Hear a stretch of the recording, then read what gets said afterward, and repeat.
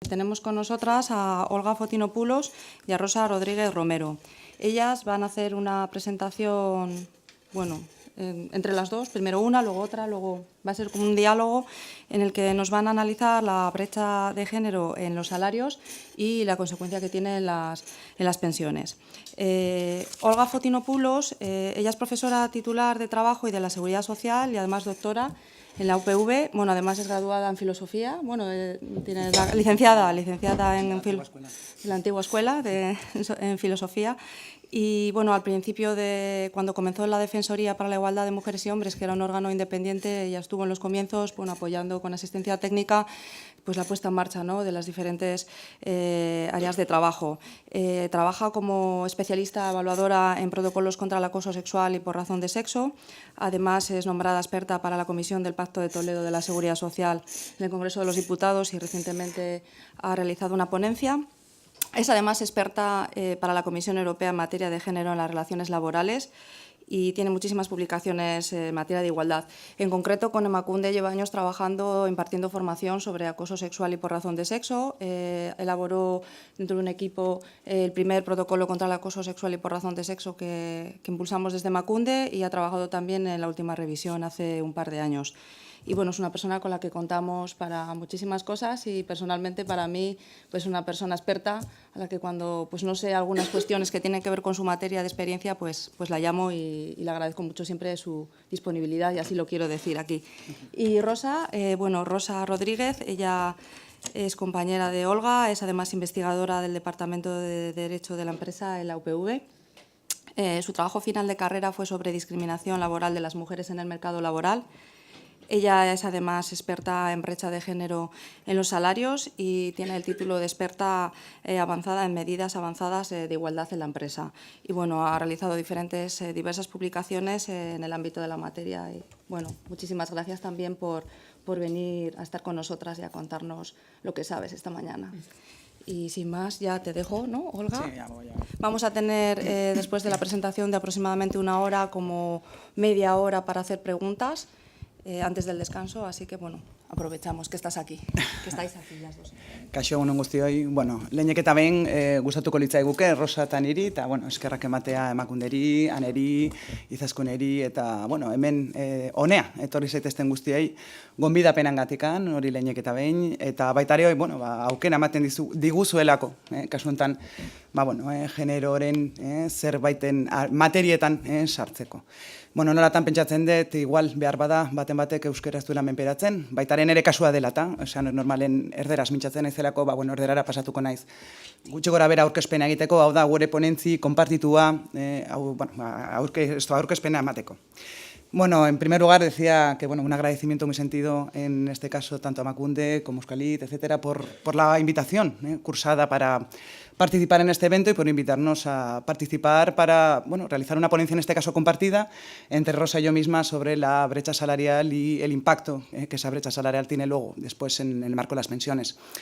En nuestro caso particular, vamos a hacer la ponencia dividida.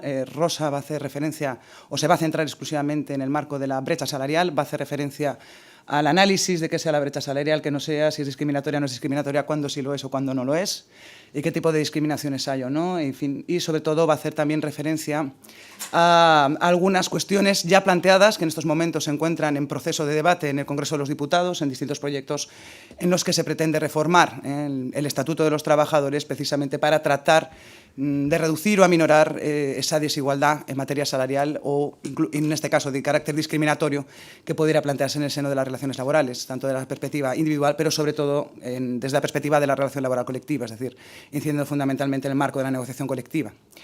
Ella iniciará esa primera parte de la intervención, en unos más o menos 25 minutos, y luego ya continuaré yo, realizando una intervención sobre la brecha de género en el marco de las pensiones y, en mi caso particular, como luego posteriormente podrán observar, mi intención es dar una panorámica sobre el sistema actual de seguridad social, el sistema actualmente regulado en la Ley General de Seguridad Social, y ofrecerles algunas pautas o algunas consideraciones o opiniones particulares que personalmente he sostenido para modificar la legislación vigente en aras a la reducción de las desigualdades existentes desde la perspectiva de la seguridad social en materia de género.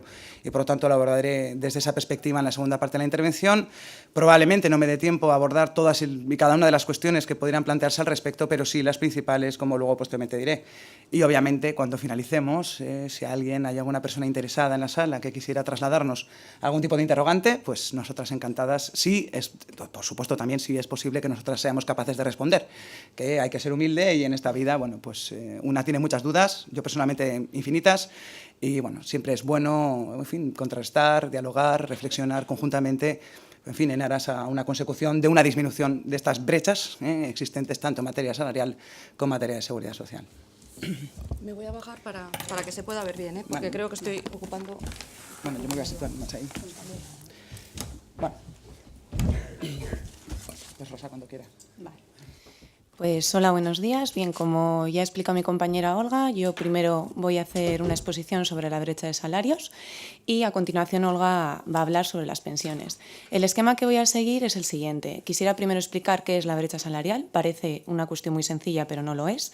Luego quiero incidir en la discriminación salarial y en los complementos salariales y los planes de igualdad. Y por último quiero hablar sobre las propuestas que ahora mismo hay de los partidos políticos en esta legislatura. Bien, empezando, la primera pregunta es eso, ¿qué es la brecha salarial? Parece una cuestión muy sencilla, pero vemos que no es tan sencillo de responderlo. Existen múltiples definiciones, pero aquí he traído una que creo que es bastante sencilla y que traslada rápidamente la idea. La brecha salarial es la diferencia que existe entre los salarios de hombres y mujeres expresada en porcentajes. Esta brecha de género se puede expresar en diferentes medidas. Puede ser la medida ganancias años o por hora, siendo esta última más interesante porque nos quita algunos factores que pueden distorsionar los datos, como puede ser el tipo de jornada o el tipo de contrato. Bien, la brecha salarial es un tema que siempre suscita polémica y muchas veces se rechaza su existencia, pero vemos cómo los datos evidencian su existencia, es decir, no es innegable su existencia. Esto se ve tanto a nivel nacional como a nivel comunitario. Yo aquí os he traído un gráfico que espero que se pueda apreciar, en el que os muestro cómo ha evolucionado la brecha salarial en diferentes sectores en el Estado español, y vemos una primera cuestión. Si observamos aquí, vemos que en los años de la crisis, en muchos de estos sectores, esta brecha salarial se ha reducido. Y, de hecho, uno han sido eso los titulares, es decir, que la brecha salarial se está reduciendo. Pero tenemos que coger estos datos con pinzas. Lo que vemos es que esta brecha salarial no se está reduciendo principalmente por una mejora de las condiciones salariales o laborales de las mujeres, sino que precisamente la crisis ha azotado a sectores masculinizados y las condiciones laborales y salariales se han visto afectadas. Por lo tanto, la respuesta de esta bajada no es únicamente una mejora real, sino que también tiene que ver con el empeoramiento de las condiciones laborales de los hombres. Esto es importante porque podemos ver que siempre hay debates de si existe o no la brecha salarial y si realmente esos datos reflejan la realidad tal como es. Bien, lo siguiente que quiero apuntar, y que es por eso por lo que hemos dividido así nuestra intervención, es que la brecha salarial tiene un impacto directo posterior en las pensiones. Esto se debe a que nuestro sistema de seguridad social es principalmente contributivo y estas diferencias que ya existen en el mercado laboral luego se plasman en nuestras pensiones cuando accedemos a ellas. Pero bueno, sobre esta cuestión no voy a entrar más porque Olga sabe más sobre la cuestión, entonces simplemente apuntaros esa conexión entre la importancia que existen entre las dos cuestiones que tratamos. Luego, como bien se ha dicho en la presentación, la brecha salarial es un indicador muy complejo y multicausal. De hecho, existen numerosos factores a tener en cuenta y existen numerosas teorías, ya sean sociológicas, económicas o de otra índole. Por lo tanto, no nos enfrentamos a una materia sencilla, sino todo lo contrario. Es un indicador complejo que requiere tener en cuenta factores que muchas veces se nos escapan de las manos, porque ya vemos que existe multitud de factores. Bien, aquí la primera idea que traigo, y que creo que es muy importante, es la diferencia entre una diferencia salarial y una discriminación salarial, porque podemos entrar en errores que en principio nos distorsionarían el estudio de ella. Bien, lo primero que tengo que decir es que la diferencia salarial es una diferencia que en este caso existiría entre hombres y mujeres, pero esta diferencia responde a unas razones objetivas y razonables. Es decir, son en principio factores neutros, y os digo en principio porque esto hay que cogerlo con pinzas, pero podemos explicar esta diferencia, por ejemplo, por la jornada o el tipo de contrato. Pero bueno, lo que os digo, cogemos con pinza el principio, ¿vale? Porque luego podemos estar entrando en discriminaciones indirectas. Pero bueno, vamos a quedarnos con esa primera idea. Y luego, lo segundo es la discriminación salarial. Bien, aquí es lo que nos importa, que es la diferencia de retribuciones que existen entre hombres y mujeres, donde la única explicación que existe para esa diferencia es el sexo de la persona trabajadora. Aquí os traigo el concepto de mismo trabajo o trabajo de igual valor. Precisamente este segundo concepto, el trabajo de igual valor, se introdujo por el Tratado de Ámsterdam en 1997 y en nuestra jurisprudencia lo vimos por primera vez en el Tribunal Constitucional, la sentencia 145/1991 de 1 de julio, donde se dijo que existía una discriminación porque no se estaban valorando igual trabajos de igual valor, que serían, en este caso, peones, que en su mayoría son hombres, y limpiadoras, que en su caso son mujeres. Bien. Lo que os decía, lo importante aquí es que no existe una diferencia objetiva y razonable, y esto es lo que implica una discriminación por razón de sexo. Y es lo que la normativa internacional, comunitaria y nacional, incluso la de la propia comunidad autónoma, es la que está diciendo que es discriminatoria y que está prohibida. Bien, la discriminación salarial, igual que ocurre con la discriminación en general, puede ser directa, que suele ser la menos habitual, es decir, no solemos encontrar, por ejemplo, en convenios colectivos tablas salariales diferenciadas de hombres y mujeres. Pero sí tenemos la discriminación indirecta, que es mucho más compleja, es más sutil, y lo que vemos es que algo que en principio es neutro acaba siendo discriminatorio para un grupo, en este caso para las mujeres. Y un ejemplo de ello son los complementos salariales, a los que luego me quiero referir en profundidad, o por lo menos dar una serie de ideas. La segregación vertical, que es cómo se distribuyen las mujeres en los diferentes departamentos y distribución, tiene impacto en las condiciones retributivas de ellas y la segregación horizontal también, es decir, el famoso techo de cristal. Y lo que decía, y vuelvo a remarcar, existen múltiples factores, entre ellos he destacado aquí factores sociales, factores individuales y factores laborales. ¿Por qué meto aquí este tema de los factores? Porque durante mucho tiempo se estuvo incidiendo en que las mujeres, por factores individuales, como podían ser los estudios, estábamos incorporándonos al mercado de trabajo de una manera más precaria. Entonces se decía que como no teníamos estudios o como nos incorporábamos a sectores que no requerían este tipo de formación, teníamos peores salarios. Pero se está viendo que a las mujeres, que en muchos ámbitos incluso estamos más formadas que los hombres, no nos estamos incorporando igual al mercado de trabajo. Por eso digo que los factores laborales tienen una gran importancia a la hora de nuestra incorporación al mercado de trabajo. Bien, pasando a una segunda parte, quería hablaros de la estructura salarial, la discriminación que existe dentro de ella y incidir en los complementos salariales. Bien, la remuneración se compone, como todos sabemos, de salario base, complementos salariales y complementos extrasalariales. ¿Por qué matizo esto? Porque ya el Tribunal de Justicia de la Unión Europea nos dijo en 1990 que la discriminación se extiende a todos estos conceptos, es decir, se incluye tanto los complementos salariales como los extrasalariales. Dos aspectos tienen una incidencia importante en la discriminación salarial, pero son más de ellos, pero yo quiero aquí resaltar dos. Uno sería la clasificación profesional, en la que no voy a entrar por cuestión de tiempo, pero bueno, es como precisamente estos trabajos de igual valor son clasificados o valorados. Y luego estaría el tema de los complementos salariales, a los que me quiero referir, precisamente porque son una fuente importante de discriminación indirecta y en ocasiones son discrecionales.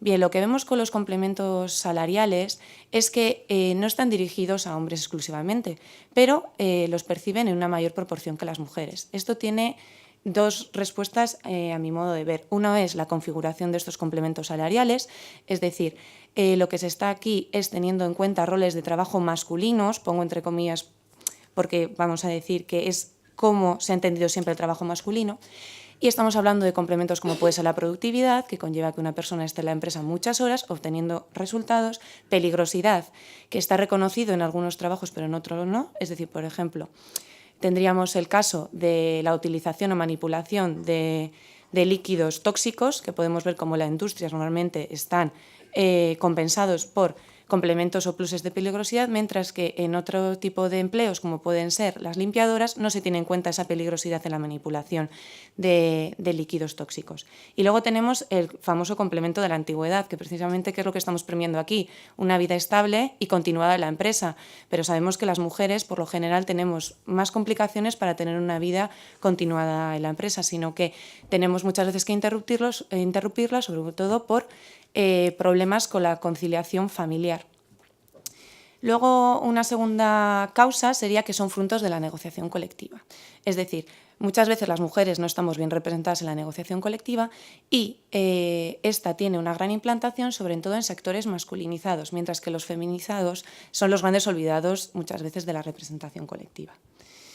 Por eso remarco que la negociación colectiva, y cuando hablo de la negociación colectiva también estoy hablando de los representantes de la negociación colectiva, tiene un papel muy importante en la brecha salarial, tanto contribuyendo a su existencia como para erradicar o reducir los perjuicios que podamos tener las mujeres en el mercado de trabajo. Bien, los gremios feminizados y olvidados, que pueden ser las Kellys o camareras de piso, también las empleadas de hogar, precisamente están reivindicando esta presencia en la negociación colectiva y están demandando convenios colectivos que garanticen unas condiciones laborales dignas. Por eso digo que los convenios colectivos tienen que tener una perspectiva de género, es decir, no se debe estar premiando un modelo de trabajo masculino y perjudicando al otro, que en este caso sería el femenino. Por ejemplo, en las confecciones de los complementos salariales, como ya os he explicado, con esos roles masculinos, sin tener en cuenta los roles que existen en el trabajo femenino, entre comillas. Bien, aquí os he traído dos sentencias porque me parece interesante su conocimiento, y una de ellas es la sentencia del Tribunal Superior de Justicia de Andalucía de 14 de febrero de 2018, que es un precedente de la brecha salarial. Por eso le he puesto un solete, para que os quedéis con que es algo que ha sido bastante innovador y que ha traído debate a nuestro ámbito. Bien, aquí lo que ha sido relevante ha sido la condena del tribunal ante una discriminación salarial. El supuesto es una empresa que deja de abonar a una de las jefas de departamento una serie de incentivos durante la crisis. O vamos a decir que primero lo que dice es que durante la crisis esos incentivos se tienen que dejar de dar. Pero vemos como los varones que son jefes de departamento vuelven a percibirlos y ya no. Es decir, no hay una razón objetiva, o no llega la empresa a dar una razón objetiva de por qué esta mujer deja de percibir estos incentivos. Claro, lo que os digo que es lo llamativo es cómo ha decidido el tribunal condenar a esta empresa.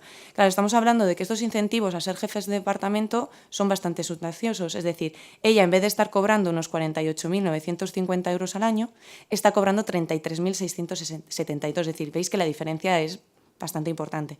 Y además de tener que abonarle estas diferencias, la empresa es condenada a una indemnización por daños y perjuicios de 35.000 euros. Es decir, esto es bastante llamativo. Por eso os digo que esta sentencia ha sido un precedente en la brecha salarial, y veremos en si esto inicia un camino en que los tribunales sean mucho más estrictos y con las empresas, o si se va a quedar como algo anecdótico. Y luego aquí os traigo otra sentencia que precisamente es un ejemplo de lo que os decía de los complementos salariales. Esta es una sentencia del Tribunal Superior de Justicia de Canarias del año pasado, en la que se declara nulo un pacto salarial en un hotel de Tenerife, si no recuerdo mal, sí. Esto es porque cuando se llegan a confeccionar en este pacto los complementos salariales, el complemento que es de productividad, aparte de que es algo opaco, solo está premiando a una serie de colectivos que precisamente son colectivos donde hay hombres, es decir, se está premiando a cocineros, ayudantes de cocina y camareros de bar. Pero las camareras de piso, que son 100% mujeres, no pueden percibirlo porque su trabajo no encaja dentro de lo que se está premiando de la productividad. Entonces, acertadamente, el Tribunal Superior de Justicia de Canarias dijo que esto era discriminatorio por razón de sexo y declaró nulo el pacto. Y también es curioso saber que sobre esta cuestión ha llegado 3 veces a los tribunales y las 3 veces ha declarado nulo. Es decir, que vemos como la negociación colectiva tampoco ha aprendido, sino que poco a poco va avanzando, pero a la vez sigue tropezando. Bien, ahora os quería hablar un poco de los planes de igualdad. ¿Por qué traigo el tema de los planes de igualdad? Bien. Los planes de igualdad considero que son una herramienta muy útil y que se trajeron con la Ley sobre Igualdad de Trato y Oportunidades. pero considero que es necesario priorizar la negociación colectiva. Es decir, los planes de igualdad son una herramienta útil y complementaria a la negociación colectiva, pero no nos sirve de nada, o creo que no es el camino, mejor dicho, que estemos haciendo planes de igualdad en las empresas y que luego la negociación colectiva esté ya discriminando a la mujer. Es decir, tenemos que coger el problema desde sus pilares. Por lo eso digo que hay que incidir en la negociación colectiva. Un primer obstáculo que veo a los planes de igualdad precisamente es el hecho de que se pueden suscribir o no a los convenios colectivos. Esto tiene impacto. Es decir, cuando estos planes de igualdad no se suscriben por convenio colectivo, acabamos viendo documentos voluntarios que muchas veces tienen declaraciones, buenas declaraciones, tanto prácticas como teóricas, pero su eficacia realmente es limitada, o vamos a decir que también esas verdaderas obligaciones jurídicas no se crean. Sin embargo, cuando estamos incluyendo los planes de igualdad dentro de un convenio de empresa, sí estamos dándole un blindaje.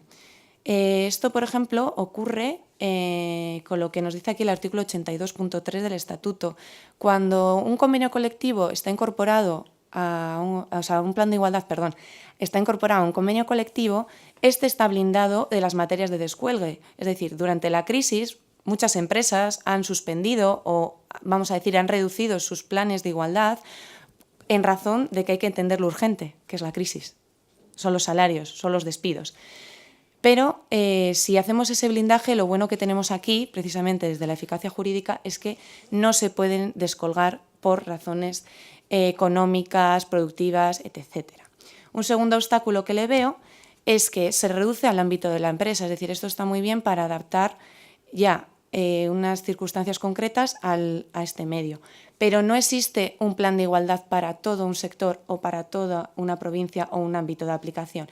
Sin embargo, los convenios colectivos sabemos que son de obligatorio cumplimiento en su ámbito de aplicación y que si creamos ya unas condiciones mínimas que no estén perjudicando a las mujeres, los planes de igualdad lo único que tendrán que hacer es mejorar en cada empresa, en la medida que sea posible, esas condiciones. Pero partiríamos de que un grupo mayor se está beneficiando de algo que no le está perjudicando. Por eso digo que los planes de igualdad son una herramienta útil, pero tenemos que incidir en la negociación colectiva. Bien, en los últimos años la negociación colectiva sí se ha preocupado cada vez más por la brecha salarial y por la discriminación en general de las mujeres en el mercado de trabajo. Sin embargo, creo que es muy optimista decir que es una cuestión prioritaria o central, sino que se está tratando, pero sobre todo con la crisis, creo, se ha trasladado a un segundo plano en algunas ocasiones. Por eso digo que hay que hacer cambios en la propia negociación colectiva, pero también en sus negociadores, porque muchas veces cuando analizamos convenios colectivos, esa falta de perspectiva de género muchas veces también responde a una falta de información en los negociadores. Entonces también hay que incidir en cómo estos negociadores asumen su papel ante la desigualdad salarial. Bien, las medidas para favorecer la igualdad, y esto es una cosa que creo que hay que remarcar, no solamente son medidas que favorezcan la conciliación. Es decir, la conciliación no solo es un tema de mujeres, que muchas veces se trata así, sino que lo que hay que hacer es una perspectiva de género en todos los aspectos que se establecen por negociación colectiva. Esto es salarios, permisos, complementos salariales y en todo aquello que la negociación colectiva tiene en sus manos, que no es poco. Os he dejado aquí, porque me resulta bastante interesante, un informe que hizo Comisiones Obreras sobre cómo la negociación colectiva está tratando la brecha salarial. Os he dejado aquí el enlace y si alguna persona luego quisiera tener la referencia estaría encantada de dársela, pero vamos, bastante sencillito de localizar. Y aquí podéis ver cómo, analizando una serie de convenios, sectoriales principalmente, se ve cómo se ha ido tratando y veis las deficiencias y los avances que se ha hecho. Bien. Ya para concluir mi parte y ya pasar a Olga, os quería traer para que viésemos las propuestas y proyectos de leyes que han hecho durante esta legislatura los diferentes partidos políticos para atajar el tema de la brecha salarial y la discriminación de las mujeres. Bien, no va a ser un análisis en exhaustividad, sino que voy a mencionar y con interés a que luego, si alguna cosa os suscita interés, pues se abra un debate o incluso valoréis vosotros mismos cómo veis estas propuestas. Bien, han sido 4 propuestas. Tenemos una del Partido Socialista, que ha llegado en varias ocasiones y con varias versiones, y sería esta que os pongo aquí, que es la proposición de ley de igualdad entre hombres y mujeres en la ocupación. Puede ser que os suene porque precisamente la semana pasada se estuvo debatiendo sobre ella y bueno, veremos en qué queda. Luego tenemos dos propuestas de Unidos Podemos, una es referente a la materia retributiva, es decir, que se centra en ello, y es la proposición de igualdad retributiva de hombres y mujeres que se presentó el año pasado y que ahora mismo está en plazo de enmiendas por la Comisión de Trabajo, Migraciones y Seguridad Social. Y luego tenemos una proposición de ley que es relativa a la reforma del sistema de permisos, prestaciones para el cuidado y atención de menores por parte de sus progenitores en caso de nacimiento, adopción, guarda con fines de adopción o acogimiento, que como su nombre indica creo que es bastante ejemplificativo sobre lo que trata. Bien, y luego tendríamos una propuesta de Ciudadanos que habla de una ley de conciliación, igualdad y apoyo a las familias. Bien, de estas propuestas considero que existen algunas cuestiones muy interesantes por parte de PSOE y de Unidos Podemos, porque considero que la de Ciudadanos no está diciendo nada nuevo. Pero bueno, también es interesante leer qué dice este grupo parlamentario. Bien, una de las cosas que se propone es la modificación del Estatuto de los Trabajadores, que es lo que yo os quiero comentar, ya que también se están valorando modificación de otras normas y aparte nuevas normas. Pero bueno, creo que estas son bastante interesantes. Bien, aquí os traigo alguna de ellas, no son las únicas, existen muchísimo más, pero bueno, por tema de tiempo y también por no estar aquí debatiendo una modificación a otra, he traído estas que considero que son muy interesantes. Bien, la primera es la reforma del artículo 12 del Estatuto de los Trabajadores, el contrato a tiempo parcial. Es decir, esto es una modificación necesaria y a la que llevamos argumentando desde hace años que debe existir. Tenemos que tener en cuenta, y bien os han dicho en la introducción, que cuántas mujeres están en el tiempo parcial, que es una modalidad contractual que acaba siendo femenina. Entonces, claro, si esto no está bien legislado, si no tratamos correctamente o con perspectiva de género esta modalidad contractual, estamos creando un perjuicio para el colectivo de mujeres, que es lo que se está proponiendo tanto por el Partido Socialista como por Unidos Podemos. Lo que se está proponiendo es una mejora de la cotización, una mejora en el cómputo de las horas complementarias y también rechazar la repercusión negativa que puede tener el derecho al disfrute de la maternidad y del cuidado. Creo que es una cuestión central, veremos en qué queda, pero considero que es muy importante señalar que la modalidad a tiempo parcial debe ser modificada. Luego tenemos aquí el artículo 17, que es referente a la discriminación en las relaciones laborales y quería centrarme en el tema de las acciones positivas. Aquí hay un cambio de redacción y no es un cambio de redacción arbitrario, al contrario, creo que es un cambio de redacción importante. Se pasa de hablar de una posibilidad de la negociación colectiva de tomar o incluir en los convenios colectivos medidas de acción positiva a el deber de negociar. Esto es importante y esto también está ligado con la modificación del artículo 85 en el que se incluye como medidas, como contenido del convenio colectivo, las acciones positivas. Puede ser que os suene que los medios de comunicación andan diciendo que el Partido Socialista quiere imponer unas acciones positivas. Pues bien, no es del todo cierto, es decir, se está hablando de que ahí existe el deber de negociar, no se está hablando de una imposición, pero bueno, que sepáis que esos titulares que se están dando desde los medios de comunicación responden a esta modificación. Pero aún así considero que el hecho de incluir las acciones positivas dentro de los deberes de negociación es algo positivo, ¿vale? Y luego aquí tenemos el artículo 28, que es la igualdad en la remuneración por razón de sexo. Bien, si viésemos el precepto, es un precepto bastante escueto y bastante genérico. ¿Qué es lo que hacen las dos fuerzas? Pues dicen que hay que ampliar y que hay que darle contenido. Una de las novedades que es interesante es que introduce la presunción de discriminación salarial. Es decir, que bajo una serie de circunstancias se entiende que existe una presunción de discriminación salarial que la empresa deberá romper. Bien, las circunstancias son diferentes según la propuesta. Primero tendríamos Unidos Podemos, que propone que en empresas de 25 o más trabajadores, si existe una diferencia del promedio de las percepciones, ya sean salariales y extrasalariales, de hombres y mujeres de más de 20 puntos en las percepciones en general o en alguna de esas partidas, existiría discriminación. Y luego tendríamos la del Partido Socialista, que lo que considera es que con independencia del número de trabajadores de la empresa a la que estemos haciendo referencia, si existe una diferencia entre el promedio de retribuciones de cada sexo de más de un 25%, ya sea en la masa salarial en general o en alguna de las medidas de percepciones satisfechas, estaríamos hablando de una discriminación salarial, ¿vale? Veremos en qué queda.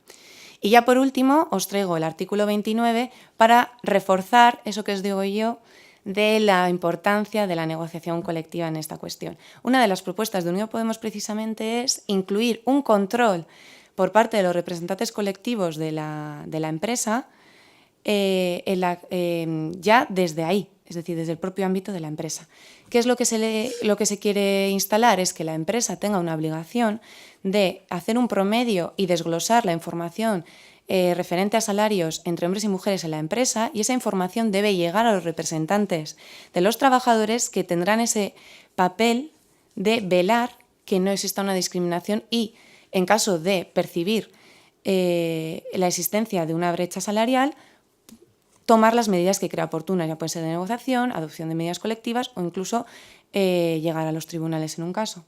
Pues bueno, estas han sido las propuestas que os he traído y aquí terminaría yo mi parte. Espero haber sido lo suficientemente clara, no haber aburrido, haber quedado todas las cuestiones entendidas, y bueno, ya doy paso a Olga y nada.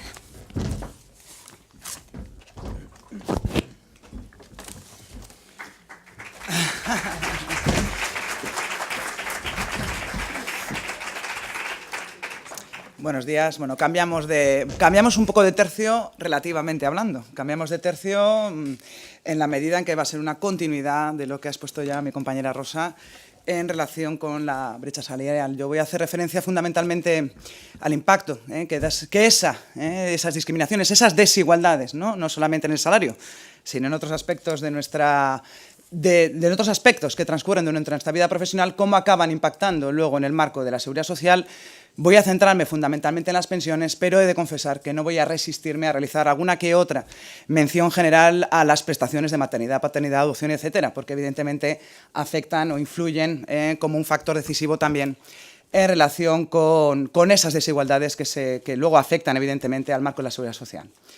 En fin, vamos allá.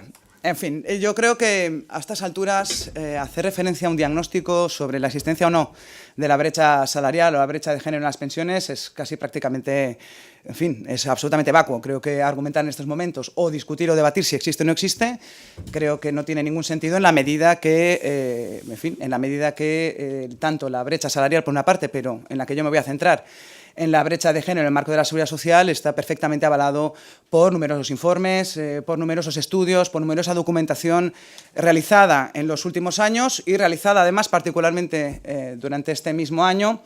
Y yo en este sentido me voy a referir, bueno, simplemente les comunico que esa brecha de género queda perfectamente reflejada en números. Yo soy, como se han dicho antes ya por Anne, que yo soy profesora de Derecho, pero estudié Filosofía, los números no se me dan muy bien, debo confesar, con lo cual remito a todos aquellos y aquellas, fundamentalmente, que quieran contrastar esos números, bueno, pues que acudan a los dos informes elaborados por las centrales sindicales mayoritarias a nivel nacional, que son comisiones UGT, que realizaron sendos informes en febrero y en marzo de este mismo año, donde simplemente van, de alguna manera, desglosando pensión por pensión las diferencias que en concepto de pensión perciben hombres y mujeres en nuestro país, a excepción hecha de la pensión de viudedad y de la pensión ESOBI, básicamente porque esas tienen básicamente rostro de mujer y, por lo tanto, ahí la desigualdad es fundamentalmente, o está basada fundamentalmente en que las perceptoras generales o con mayoritarias de ambas pensiones son mujeres.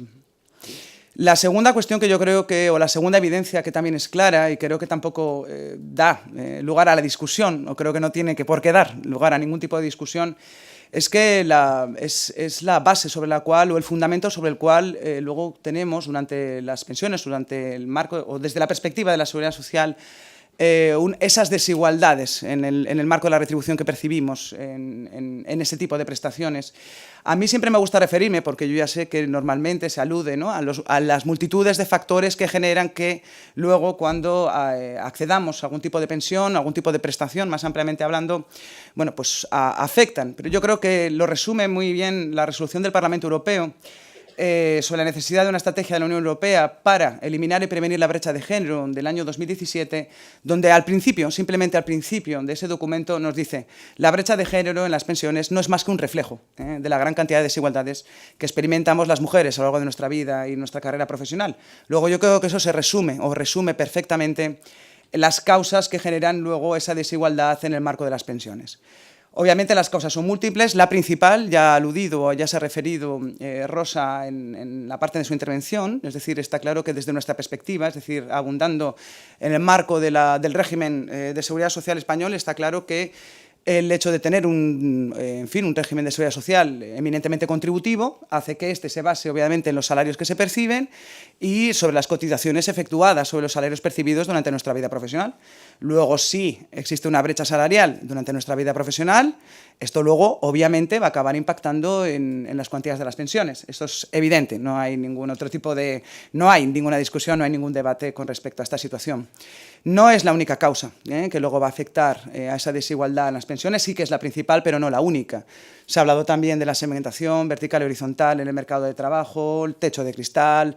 Se puede hacer referencia fundamentalmente a un aspecto que es importante, que es la propia construcción de la legislación laboral y de seguridad social que tenemos, una construcción o un reguladora basada fundamentalmente en un modelo de familia muy específico, tradicional, relativamente arcaico, en el que, bueno, pues a pesar de los avances y evolución sufrida durante los últimos años, podemos decir que nuestra legislación laboral y de seguridad social todavía sigue, en términos generales, anclada en un modelo en el que, básicamente, las tareas de cuidado acaban estando residenciadas a nosotras, es decir, se nos trasladan a nosotras, ¿no? Y eso simplemente como uno de los motivos también que afectan a esta desigualdad en pensiones, en la medida en que también se ha dicho previamente, al final nuestras carreras de cotización van a acabar interrumpidas en determinados momentos de nuestra vida profesional, pues yo qué sé, pues porque además de las suspensiones del contrato por maternidad y posterior prestación de maternidad que corresponda, pues en fin, reducimos nuestras jornadas de manera mayoritaria, accedemos o disfrutamos o somos mayoritariamente beneficiarias de las excedencias por cuidado de hijos y por cuidado de familiares.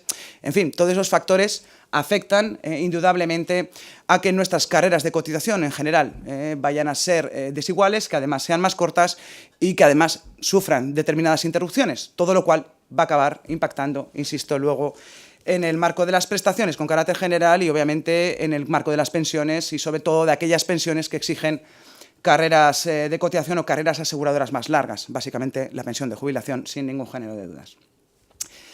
Yo en este contexto, y ya lo he dicho en el primer momento de mi intervención, al comienzo, cuando os he saludado a todo el mundo, mi objetivo fundamentalmente es hacer un dibujo general, una panorámica general de cuál es la regulación actual desde el punto de vista de la seguridad social y, de alguna manera, aproximarnos a algún tipo de propuesta de reforma que se podría efectuar ya, desde la perspectiva de la Ley General de Seguridad Social, sin afectar, quiero decir en este caso, a la legislación laboral. Evidentemente, este tipo de aproximación es una aproximación parcial en la medida en que yo soy plenamente consciente, y lo puedo decir con carácter introductorio y también con carácter conclusivo.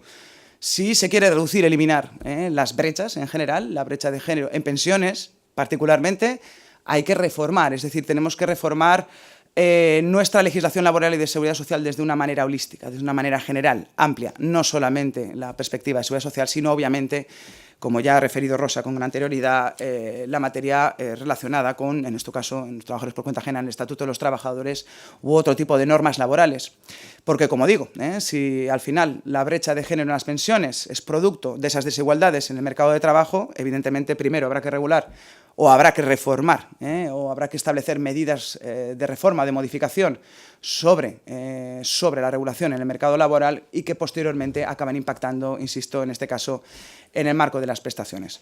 Por tanto, aunque yo tenga esta posición holística, es decir, hay que reformar con carácter general, creo que el modelo que todavía sigue existiendo en España es un modelo, vamos a decir, que necesita una reforma en profundidad, un modelo en el que vayamos perdiendo quizá una mirada, ¿no?, a las tareas de cuidado, a la promoción profesional, etcétera, ¿no?, anclada en un modelo en el que la mujer, particularmente, acaba siendo acreedora, entre comillas digo acreedora y entre comillas acreedora, de las tareas de cuidado o tareas de esa naturaleza. Bueno, creo que eso tiene que modificar y tenemos que cambiar el modelo de un modelo de conciliación relativo hacia un modelo real de corresponsabilidad, porque si no lo modificamos desde esa perspectiva, evidentemente, por mucho que modifiquemos determinados apartados de la legislación, en este caso de seguridad social, seguiremos manteniendo, perpetuando determinados condicionantes o factores que, insisto, van a acabar impactando en esa desigualdad en las pensiones. Bueno, el actual sistema de seguridad social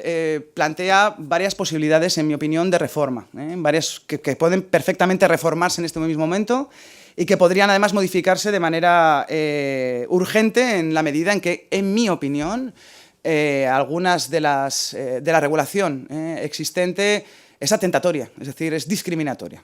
Ya sé que el Tribunal Constitucional se ha pronunciado recientemente sobre varias cuestiones de esta naturaleza, yo también aludiré a alguna de ellas, pero yo creo que hay algunas cuestiones que pueden ser perfectamente reformables, como las prestaciones de maternidad, paternidad, etcétera. El complemento por maternidad, creo que eso tiene que ser objeto de reforma urgente o urgentísima, ya veremos qué ha dicho el Tribunal Constitucional al respecto. Por supuesto, la modificación del sistema de cotización de las trabajadoras a tiempo parcial. Ya se ha aludido en la situación en la que viven las trabajadoras fundamentalmente, en cuanto que el máximo porcentaje de personas trabajadoras con un contrato a tiempo parcial son mujeres. Bueno, pues el sistema de cotización que todavía hoy está vigente debe reformarse. La pensión de viudedad, diré alguna cuestión al respecto. Sé que sobre esta pensión en concreto pueden existir divergencias de distinta naturaleza. Yo voy a dar mi opinión sobre la pensión de viudedad y me centraré finalmente en la pensión de jubilación. Si me diera tiempo, realizaría algún tipo de mención a otro tipo de cuestiones no menores en el sentido de menos importantes, sino menores en sentido cuantitativo, es decir, del número de mujeres afectadas por determinada regulación y que afecta, pues, sobre todo a los regímenes especiales, al RETA, que por cierto ahora mismo, bueno, en tanto en cuanto se está discutiendo, se está debatiendo si se eleva o no la cotización de los trabajadores autónomos, afectaría también evidentemente a las trabajadoras del RETA. A las empleadas de hogar, bueno, ¿qué decir de las empleadas de hogar? Máxime teniendo en cuenta que en la Ley de Presupuestos del año pasado se introdujo una nueva transitoriedad, en mi opinión vergonzosa, porque la transitoriedad ya se había establecido con anterioridad, pero bueno, ya lo digo con antelación, es decir, en este caso utilizar la Ley de Presupuestos para transferir a un momento posterior una equiparación, sobre todo en las cotizaciones de las empleadas de hogar con el régimen general, personalmente me parece vergonzoso, no tengo por qué ocultarlo. Y luego, como yo soy muy marítima en este sentido, alguna cuestión sobre las trabajadoras del mar. Soy marítima en el sentido que me he criado cerca del mar, mi familia es marítima, se dedica al mar, y bueno, si me da tiempo diré alguna cuestión en relación con las trabajadoras que también prestan servicios en la mar y para la mar, porque parece que los trabajadores del mar son solamente hombres. Pues no, hay muchísimas mujeres trabajando y por lo tanto, estando sometidas al régimen especial de trabajadoras del mar. En cualquier caso, voy a mirar mi reloj, porque yo he dicho que no iba a hablar mucho, pero conociéndome como me conozco, voy a intentar limitar voy a intentar sobre todo contenerme en el verbo, de manera que si alguien en algún momento pues, me levanta la mano y me dice que ya está bien, pues yo lo asumiré sin ningún problema, no tengo ningún inconveniente. Voy a centrarme sobre todo en esas pensiones, esas prestaciones, vamos a decir que cuantitativamente más relevantes, que son las que aparecen en ese esquema en el epígrafe A. Es cierto que he introducido como primera cuestión que creo que deberíamos considerar en relación con el actual sistema de seguridad social, he introducido las prestaciones ligadas al nacimiento, a la adopción, a la guarda con fines adoptivos y acogimiento. En realidad son prestaciones, pero no pensiones en el sentido estricto de la nomenclatura, pero yo lo he querido introducir en este campo fundamentalmente o en el marco de un debate sobre la brecha de género en materia de pensiones, en la medida en que, efectivamente, uno de los factores principales que incide en esa brecha de género en materia de pensiones es precisamente el número de interrupciones laborales a las que nos vemos sometidas las mujeres precisamente por este tipo de cuestiones, es decir, por tareas de cuidado. Y yo creo que en estos momentos creo que deberíamos reconsiderar claramente el modelo del contrato de trabajo, la suspensión del contrato de trabajo por estos motivos y por supuesto, su reflejo en el marco de la Ley General de la Seguridad Social, buscando, yo creo, un modelo en el cual se traslade o transfiramos o reformemos de cara a una verdadera corresponsabilidad entre progenitores en este tipo de tareas. Lo digo claramente porque ya sé que hay varias propuestas legislativas precisamente en este sentido y yo personalmente sí soy fuertemente partidaria de una modificación del paradigma en su totalidad Modificación, por tanto, del Estatuto de los Trabajadores y correlativamente de la Ley General de Seguridad Social para configurar un sistema de prestaciones de esta naturaleza basadas en la intransferibilidad de los mismos y en la individualización de las prestaciones. Maternidad y paternidad indistintas, con igual duración, intransferibles entre los progenitores, si es que pudieran existir, evidentemente también teniendo en cuenta situaciones familiares diversas, por ejemplo, la monoparentalidad, que también debería mantenerse o debería evidentemente tomarse en consideración en toda esta regulación, y creo que ese modelo sería un modelo más favorable a reducir el impacto que tienen las interrupciones de nuestras cotizaciones cuando somos nosotras las que interrumpimos nuestra vida laboral, sobre todo en determinadas duraciones por estos supuestos. Es verdad y soy consciente en este sentido que lo que acabo de decir, igual hay alguien en la sala que me lo señala o que me lo recuerda, en la cual el Tribunal Constitucional muy recientemente, en fin, creo que es el 19 de octubre, es una sentencia de 17 de octubre del año 2018, es decir, de hace nada, en la que el Tribunal Constitucional ha avalado la no discriminación del permiso de paternidad con respecto a la maternidad en cuanto a su duración. Esa sentencia del Tribunal Constitucional lleva un voto particular, tengo que decirlo, es decir, es una sentencia que fundamentalmente avala la inexistencia de esa discriminación por razón de sexo entre las diferencias de trato que reciben los permisos de maternidad y de paternidad, fundamentalmente por el objeto de la prestación por maternidad, señalando el Tribunal Constitucional que en la medida en que el objeto de la suspensión del contrato por maternidad y correlativa prestación de por maternidad es precisamente la recuperación del parto, etcétera, etcétera, pues que obviamente ese hecho biológico lo hace diferente a la de la situación de la paternidad o de la suspensión del contrato por paternidad, y desde esa perspectiva, en fin, la diferencia regulatoria en nuestro Estatuto de los Trabajadores y luego en la Ley General de Seguridad Social no sería contraria al artículo 14 de la Constitución. Esto es lo que ha dicho el Tribunal Constitucional en una postura mayoritaria de todo el tribunal. Sin embargo, creo que sería oportuno, si hay alguien en la sala interesado, que se leyera sobre todo el voto particular. El voto particular que está elevado o se eleva por una magistrada que ha entrado muy recientemente en el Tribunal Constitucional. Es una magistrada que es catedrática de Derecho Constitucional en la Universidad de Málaga y además ha sido una persona que ha trabajado muy intensamente con el Instituto de la Mujer Andaluz. Y esta mujer, bueno, pues realiza un voto particular que creo que es muy esclarecedor, ¿no? Por un lado nos va diciendo que eso de los objetivos, esas finalidades a las que el Tribunal Constitucional alude en esa sentencia mayoritaria, pues en fin, tiene una perspectiva, vamos a decir, que muy reducida, o sea, muy reducida y muy reduccionista con respecto al problema real que plantea esa diversidad de trato no discriminatoria desde la perspectiva del Tribunal Constitucional entre padres y madres, entre comillas, entre progenitores, que casi me gusta mucho más decir progenitores, porque incluso la nomenclatura también debería modificarse. Este tricono de independencia, la postura del Tribunal Constitucional, a la cual respeto pues, como cualquier jurista, en este sentido he de confesar que, desde mi punto de vista, el voto particular de la magistrada es, en fin, es mucho más intenso, es mucho más denso y, sobre todo, en fin, abarca o da pie a pensar en que el Tribunal Constitucional se hubiera tomado en consideración esas otras cuestiones que la magistrada apunta, probablemente hubiera llegado a un fallo distinto. Dicho lo cual, el Tribunal Constitucional ha dicho esto, sin embargo, hay proyectos de ley en el Congreso de los Diputados que pueden propiciar que efectivamente el sistema de prestaciones sea igualitario entre ambos progenitores y que además sean intransferibles. Lo saben todo el mundo porque en los medios de comunicación ya se nos ha anunciado que hay un acuerdo PSOE-Podemos en relación con la posible aprobación de la Ley de Presupuestos del Estado del año 2019, en el que se incorpora precisamente esa reforma, o se incorporaría esa reforma si finalmente es aprobada.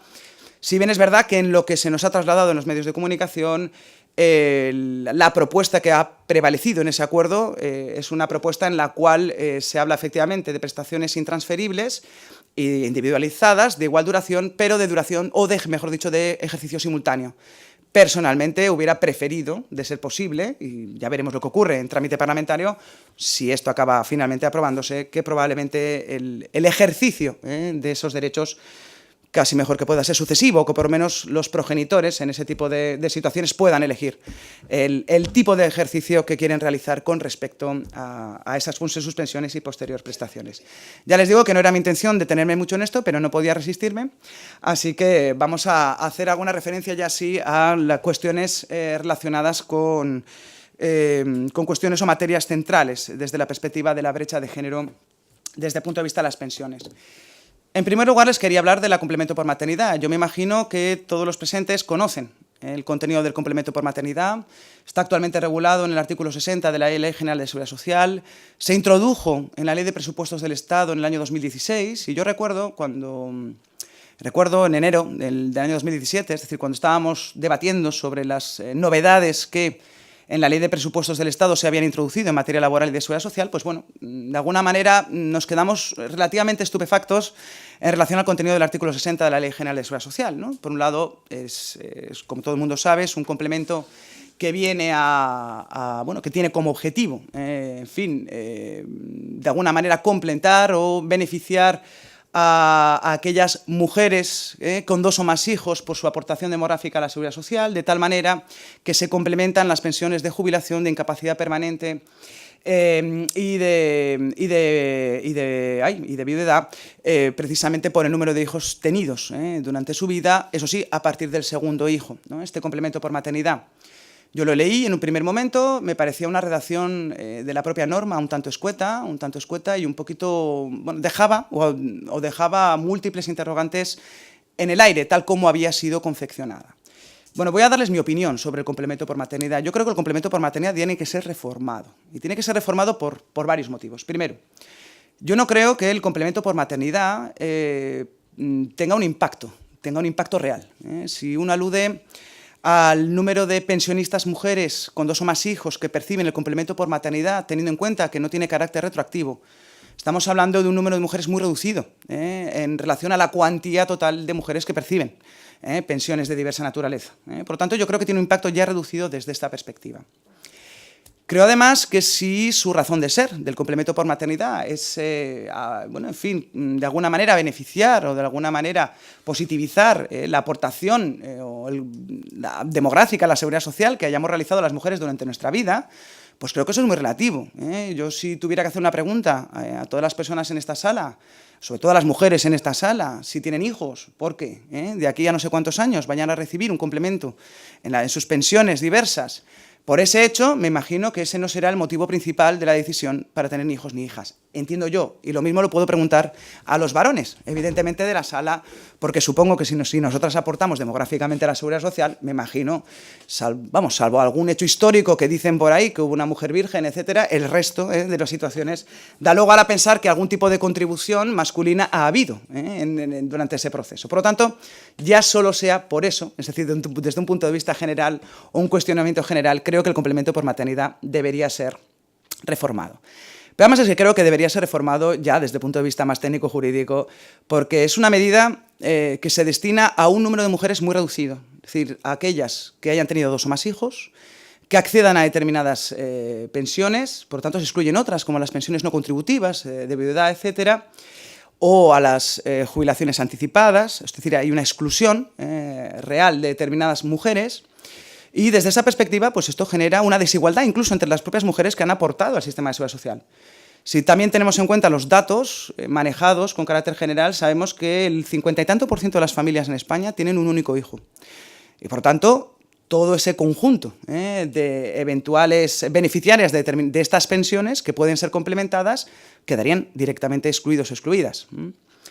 Tampoco se tienen en cuenta situaciones de hijos con discapacidad. No se tiene en cuenta en la actual regulación del artículo 60 de la Ley General de Seguridad Social. Y tampoco se tiene en cuenta al padre, a los padres. Es decir, es una medida directamente orientada al beneficio de las mujeres pensionistas en ese complemento cuando accedan a ese tipo de prestaciones. Y me refiero al caso de los padres en concreto, porque creo que es una medida que además es discriminatoria en ese sentido y para los varones. No es que lo diga yo, lo han dicho el Tribunal de Justicia de la Unión Europea en varias ocasiones. Os lo pongo ahí al principio, que no sé si se ve, son las sentencias Grismar del año 2001 y Leone del año 2014. En ambos casos, el Tribunal de Justicia de la Unión Europea falla en relación con la incompatibilidad de la normativa francesa, muy similar a nuestro complemento por maternidad con respecto a la Directiva 79/7 que regula la igualdad de trato entre hombres y mujeres en materia de seguridad social. Y en el caso de la sentencia Grismar, el Tribunal de Justicia declara directamente que hay una discriminación directa por razón de sexo al excluir a los padres de ese complemento que en Francia se había establecido de manera, vamos a decir que similar al caso español. Y en el caso Leone, declara el Tribunal de Luxemburgo declara que hay un supuesto de discriminación indirecta por razón de sexo, también con respecto a los varones, porque las mujeres tenían acceso a ese complemento con carácter automático y los hombres no. Por lo tanto, realiza el Tribunal de Justicia una doble interpretación negativa con respecto a una regulación similar a la nuestra en el caso francés, declarando discriminación directa e indirecta por razón de sexo con respecto a los hombres. En el caso Leone, además, y esto sí que ya con carácter general impacta en España, el Tribunal de Justicia de la Unión Europea señala, lo tengo por aquí en algún lado, el Tribunal de Justicia de la Unión Europea va a decir que no son admisibles, y esto sí que directamente entra a interrogarnos, o podemos entrar a interrogarnos sobre nuestra propia legislación.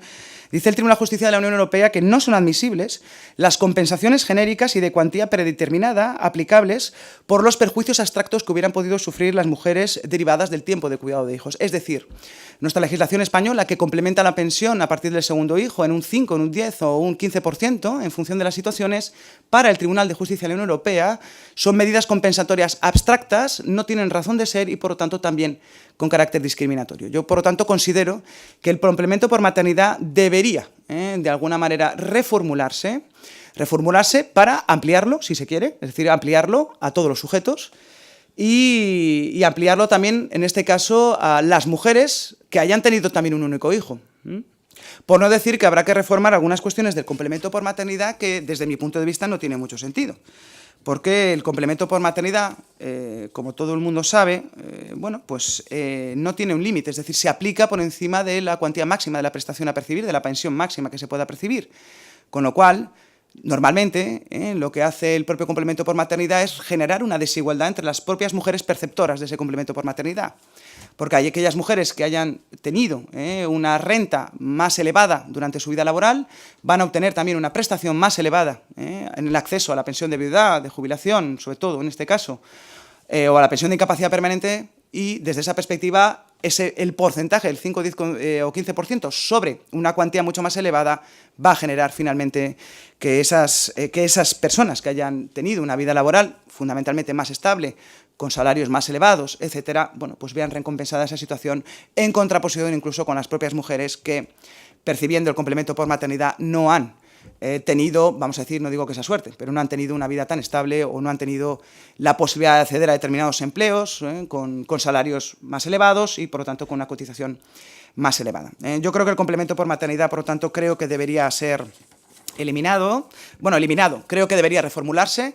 Creo que el complemento de maternidad se podría ampliar e incluso utilizar el complemento por maternidad, es decir, esos periodos en los que hemos tenido hijos, uno o los que hagan falta, pues que se tengan en cuenta para que los beneficiarios, o que se tengan en cuenta a los efectos del cómputo de los periodos de cotización para el acceso a las prestaciones. Creo que eso podría darle una cierta utilidad, sobre todo de cara a la pensión de jubilación, en la que las mujeres tenemos dificultades para llegar al periodo de cotización mínimo para poder acceder a la misma. Igual, si se utilizara desde esa perspectiva, pues tendría un impacto mucho más positivo del que verdaderamente tiene. Esto que acabo de decir también es mi propia reflexión personal sobre el complemento por maternidad. Yo creo que también es conocido la postura del Tribunal Constitucional sobre esta materia con respecto al complemento por maternidad.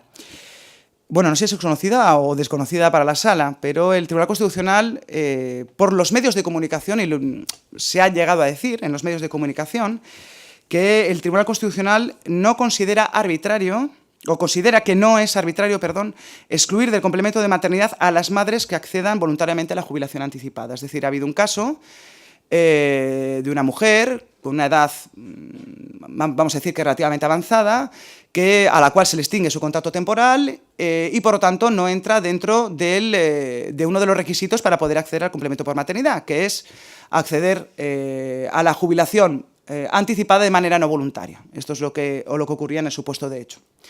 Y, bueno, pues ella va a reclamar, va a ir reclamando de manera sucesiva y en un juzgado, el juzgado que conoce el caso, porque ella considera que es discriminatorio el que no se le aplique el complemento de maternidad en esta situación concreta, el juzgado va a elevar cuestión de inconstitucionalidad al Tribunal Constitucional para solicitar que declare o no la inconstitucionalidad de la norma con respecto a este supuesto específico.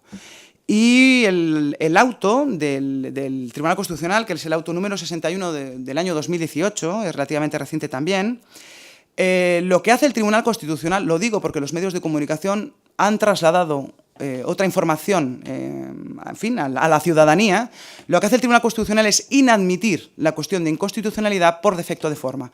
Es decir, el juzgado que había elevado la cuestión de inconstitucionalidad no había aportado datos suficientes al Tribunal Constitucional para que se pronunciara. Lo digo porque los medios de comunicación lo que han llegado a decir es que el Tribunal Constitucional declara inadmisible entrar en ese supuesto de hecho. Lo que ha declarado inadmisible no es entrar en el supuesto de hecho, sino que ha declarado o ha inadmitido esa cuestión de inconstitucionalidad por defecto de forma, que es distinto. Lo digo porque incluso el gabinete o la oficina de prensa del propio Tribunal Constitucional creo que no acierta tampoco en trasladar a la ciudadanía el contenido de ese auto del Constitucional. Bueno, en cuanto a las cotizaciones a los contratos de tiempo parcial, bueno, saben todos los presentes que el sistema de cálculo de las cotizaciones en los contratos a tiempo parcial se basa en un principio de proporcionalidad. Supongo que más o menos se conoce. Es lo que llamamos el coeficiente global de parcialidad. Ese coeficiente global de parcialidad es el que actualmente se incorpora en la Ley General de Seguridad Social y es el coeficiente que se utiliza para calcular el tiempo necesario o los periodos de carencia necesario para poder acceder a determinadas prestaciones. En el caso de los contratos a tiempo parcial, ese cálculo o la aplicación del principio de proporcionalidad es doble. Es decir, nuestra Ley General de Seguridad Social aplica un sistema de acuerdo con el cual ese principio de proporcionalidad se aplicará también para el cálculo de esas carencias necesarias para acceder a las prestaciones y luego vuelve a aplicar ese principio de proporcionalidad con respecto a la cuantía final de la prestación que vaya a percibir un trabajador o trabajadora que tenga un contrato a tiempo parcial. Bueno, este modelo ha ido variando en nuestro derecho interno de manera sucesiva. Debemos decir que además ha ido variando a golpe de jurisprudencia. Es decir, han sido los tribunales los que de manera sucesiva han venido indicando que esa regulación concreta, que ha sufrido una evolución, ha venido siendo discriminatoria por razón de sexo, precisamente por afectar negativamente a un mayor número de mujeres que de hombres en cuanto a su regulación neutral aplicable. Pero en la actualidad este es el sistema que tenemos. Este es el sistema que tenemos, salvo para la situación de la prestación por desempleo. Para la prestación por desempleo, el sistema de cálculo de las cotizaciones, ya a día de hoy, quiero decir ya en casi noviembre del año 2018, es un sistema de cálculo que se basa en día trabajado, día cotizado. Esto ya existía y lo único que se ha producido en los últimos tiempos es una mejora con respecto a los contratos a tiempo parcial de carácter vertical, es decir, aquellos en los cuales los trabajadores y trabajadoras no ejecutan su prestación de servicios de manera regular a lo largo de la semana, sino que ejecutan su prestación de servicios de manera, vamos a decir que irregular, entre comillas, de manera vertical en algunos días de la semana. Entonces, lo que ha venido a ocurrir en este caso, en la regulación interna española, es a una modificación con respecto al acceso a la prestación por desempleo. Y en la actualidad ese modelo se incorpora en el Real Decreto 950 del año 2018, de acuerdo con el cual en todos los supuestos, es decir, en el acceso al desempleo, se computa día trabajado, se calcula, día trabajado, día cotizado, incluso en los contratos a tiempo parcial, es decir, incluso para los días en los que las trabajadoras no prestan efectivamente servicios. Este modelo, que hoy en día se incorpora en nuestro sistema de seguridad social, es un modelo que yo defiendo muy profundamente. Es un modelo que ese Real Decreto, defiendo ese modelo, el modelo contemplado en ese Real Decreto, y que ha venido propiciado también precisamente porque ha habido una sentencia reciente del Tribunal de Justicia de la Unión Europea en la cual se nos volvía a tirar de las orejas diciendo, cuidado, que ustedes discriminan también en el acceso a las prestaciones por desempleo a las trabajadoras con un contrato a tiempo parcial vertical y por lo tanto esto hay que reformarlo. Hoy en día ya se ha reformado, queda incorporado en nuestra legislación de seguridad social, pero creo que el modelo que implanta ese Real Decreto se debería utilizar para el acceso a cualquier otro tipo de prestación. Por si alguien no me ha entendido, nuestro sistema de seguridad social perjudica doblemente a las trabajadoras a tiempo parcial o a los trabajadores a tiempo parcial. Uno, en relación con el cálculo para el acceso a la propia prestación y luego en cuanto a la cuantía de la prestación. Lo que en este caso creo que debería suceder, en fin, y debería modificarse, es el cómputo para el acceso a la prestación. Es decir, usted calcule día trabajado, día cotizado y luego ya aplicará el principio de proporcionalidad sobre la cuantía final de la prestación a percibir. En fin, está claro que si una persona presta servicios durante un tiempo, durante una jornada inferior a la de un trabajador a tiempo completo, está claro que la prestación o la cuantía de la prestación no puede ser la misma, pero no se les puede perjudicar también en el acceso, esa es mi opinión, y bueno, esperemos que en un futuro próximo podamos encontrar también una modificación de la Ley General de Seguridad Social en este aspecto, cosa que por otra parte, pues bueno, no necesitaría más que un determinado consenso, porque no implica la modificación en este aspecto en concreto de ninguna otra norma. En cuanto a la pensión de viudedad, en relación con la pensión de viudedad, yo soy partidaria personalmente de la modificación de la pensión de viudedad, de la modificación actual de la pensión de viudedad, y más bien soy, y lo voy a decir muy claramente, firme partidaria de que la pensión de viudedad vaya dejando de ser para crear otro tipo de prestaciones individuales, independientes, en función de la situación de cada individuo. Es decir, que no pueda haber una prestación de seguridad social, la pensión de viudedad de carácter contributivo, a esta me estoy refiriendo, que sea dependiente de la situación conyugal que se haya podido tener a lo largo de nuestra vida. Esta es mi posición particular. Además, creo que la pensión de viudedad, que tiene un origen muy determinado, en un modelo también de familia muy determinado, con un mercado laboral muy determinado, se ha ido modificando. Eso es evidente.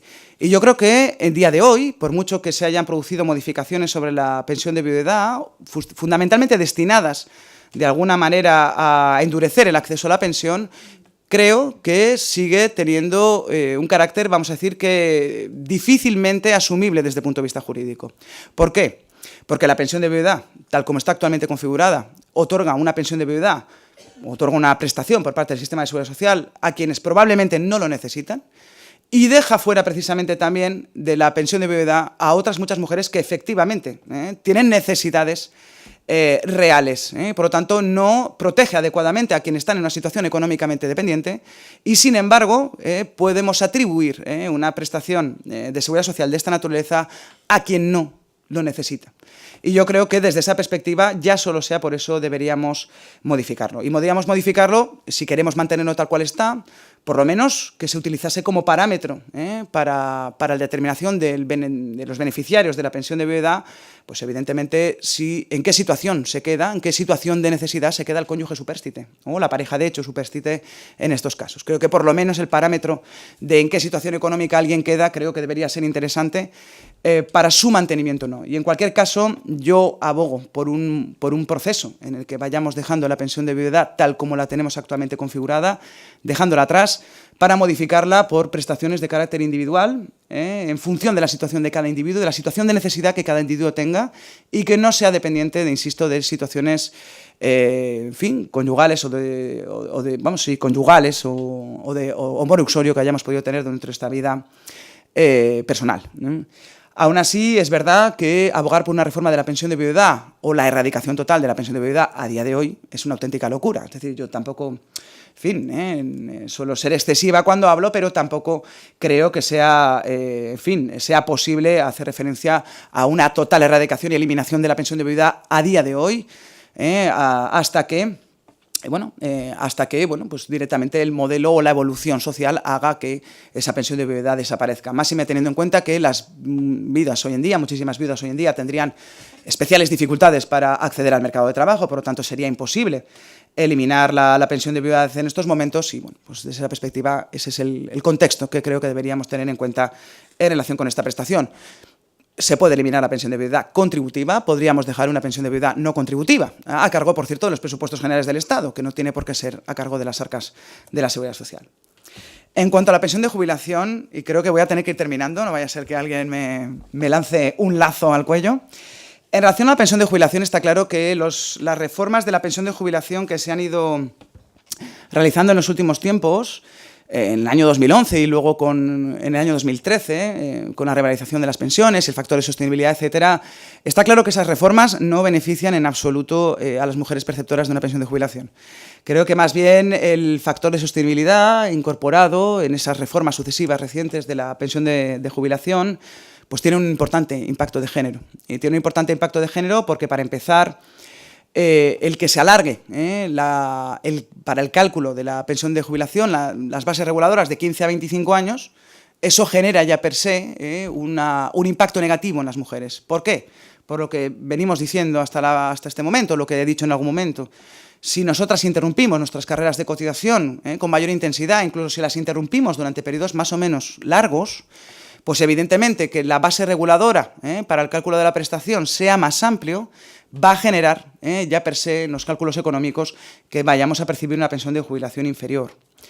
Tampoco la reforma del sistema de integración de lagunas ha beneficiado precisamente a las mujeres, es decir, tiene una perspectiva de género justamente contraria. Y yo creo que, en general, el sistema actual contemplado en la pensión de jubilación en las últimas reformas debería modificarse precisamente para impactar menos negativamente desde la perspectiva de género en las mujeres. Está claro que esa ampliación de la base reguladora, está claro que los porcentajes aplicables sobre la base reguladora, etcétera, todo ello conlleva una reducción de la cuantía de la pensión de jubilación de las mujeres, por las circunstancias, insisto, que vivimos durante nuestra vida laboral.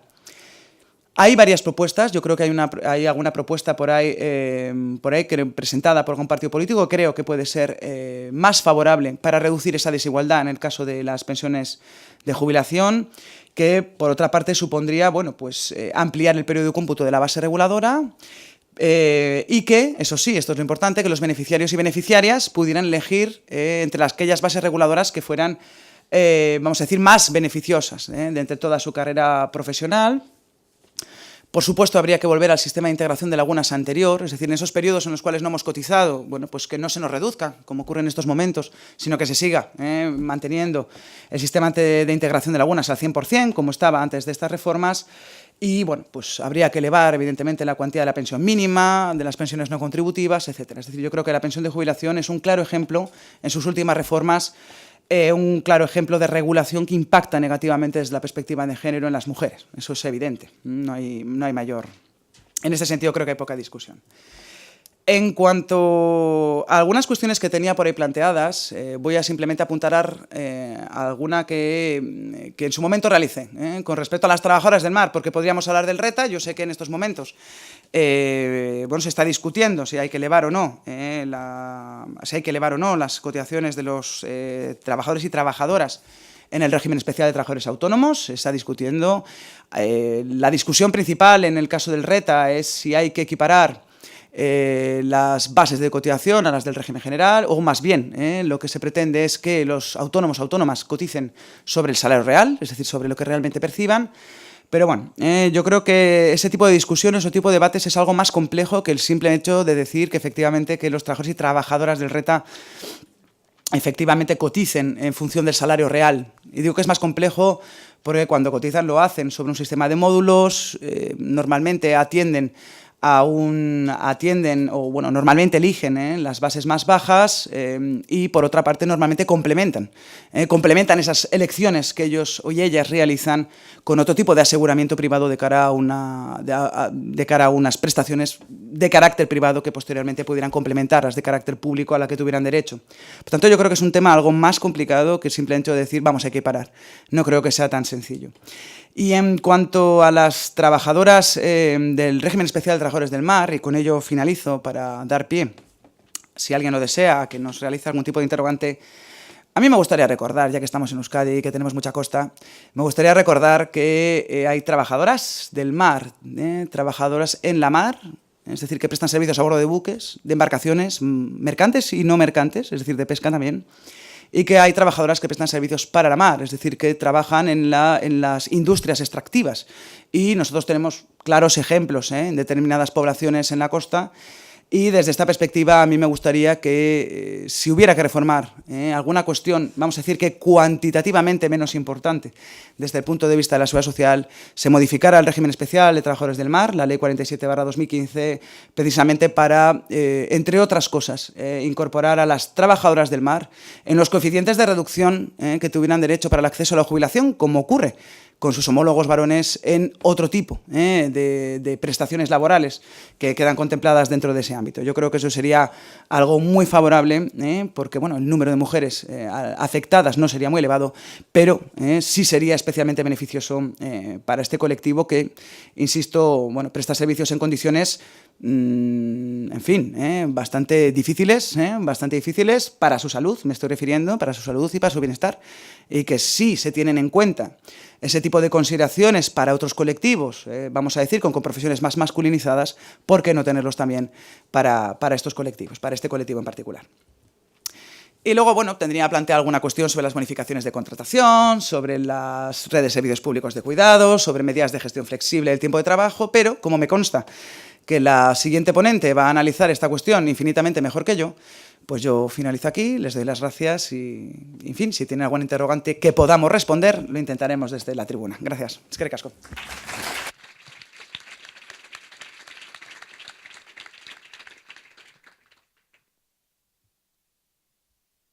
Bueno, muchísimas gracias a las dos.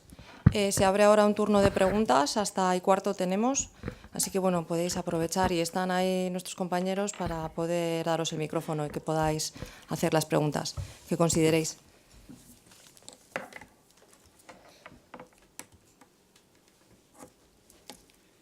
Sí, ahí, aquí, en la cuarta fila.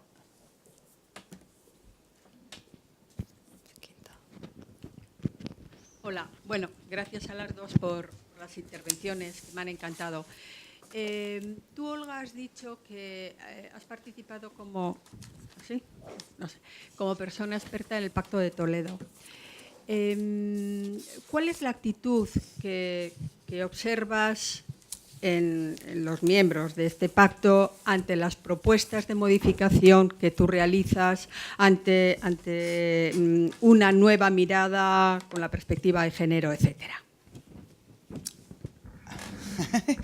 Esta pregunta, más que jurídica, es una pregunta más de cómo observo yo sociológicamente al Congreso de los Diputados, concretamente a la Comisión del Pacto de Toledo, encargada, entre otras cosas, de realizar recomendaciones para las modificaciones en materia de seguridad social. Bueno, mi impresión es que no sé cómo explicar cuál es exactamente mi impresión. Quiero ser dulce, quiero decir una respuesta dulce, o vamos a decir, por lo menos, en fin, positiva en cuanto a lo que quiero trasladar a la continuación. Creo que, evidentemente, en la Comisión del Pacto de Toledo es una comisión en donde, como todo el mundo sabe, se integra por representantes de distintos partidos políticos y, por tanto, la sensibilidad de cada uno de esos partidos políticos es diferente. Es muy diferente con respecto a esta cuestión en particular. En relación con esta cuestión en particular, lleva en la de la brecha de género, que es decir, en materia de pensiones, en el Pacto de Toledo se llevan realizando varias intervenciones, desde antes del verano, a mí me tocó a principios de septiembre y con posterioridad me consta que otros compañeros también han tenido que comparecer en el Congreso. La impresión, insisto, es diversa en función del partido político al que nos estemos refiriendo. Hay partidos políticos mucho más interesados en escuchar las opiniones técnicas que tengamos que realizar y hay otros partidos políticos que están más interesados en que realicemos opiniones no técnicas, no jurídicas, orientadas fundamentalmente a satisfacer sus objetivos o sus propuestas de carácter político.